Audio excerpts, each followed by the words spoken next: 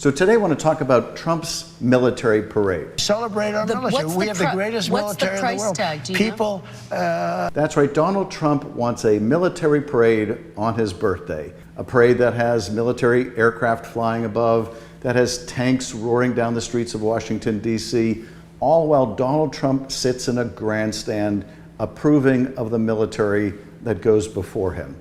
This is something Donald Trump wanted in the first Trump administration, but the District of Columbia said tanks, but no tanks, because this vanity parade for Donald Trump was going to cost the city tens of millions of dollars in street repairs after those heavy vehicles go along Washington roads. But this time, Donald Trump is insistent. Now, the Trump people are claiming this parade is not about him, that it's in honor of the 250th anniversary of the country, one of the anniversary celebrations, and it just happens to be on his birthday, just like he wanted in the first term. Well, if you believe that, I've got a used tank I'd like to sell you. But here's the thing, the cost of this is going to be in the tens of millions of dollars for you, the taxpayer. That's what it's going to cost to bring all of those tanks and all of those aircraft, and to bring all those troops, thousands of troops, to march down the streets in front of Donald Trump. Now, the troops aren't going to get much out of it. They've been told, bring your sleeping bags. You're going to be eating MREs. They're going to be eating military rations. They'll be paid about $50 a day for their trouble. But hey, nothing's too much trouble for a parade for Donald Trump.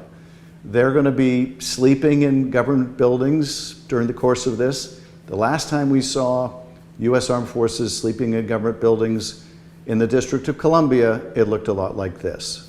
That's right, it was after January 6th. But while Donald Trump is going to bring all these troops to Washington and force them to sleep on the ground in government buildings and eat military rations as a part of his vanity project, while he is prepared to do that, what else is the Trump administration doing when it comes to our military and our veterans? Well, they are slashing the Veterans Administration.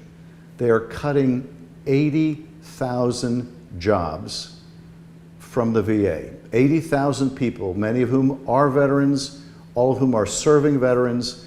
That's right, Donald Trump has the money for a military parade on his birthday, a parade to celebrate Donald Trump, but doesn't have enough money to provide health care for veterans.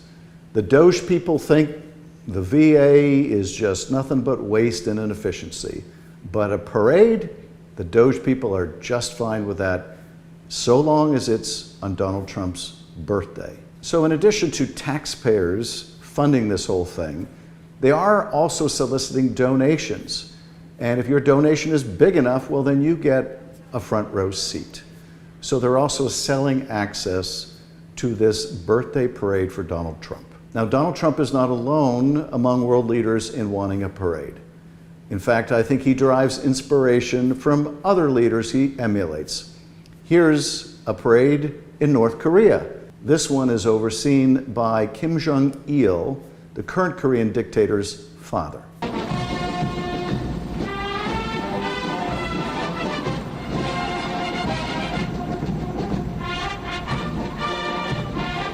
And of course, Vladimir Putin loves a parade. Here's Vladimir Putin watching his troops as they parade through Moscow.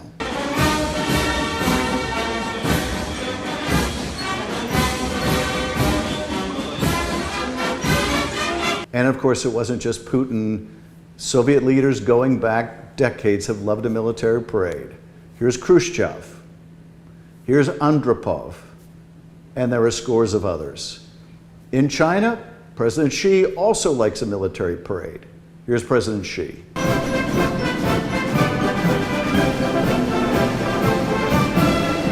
So why do all of these would-be dictators love a military parade? Well, they love a military parade because it sends a message to the country.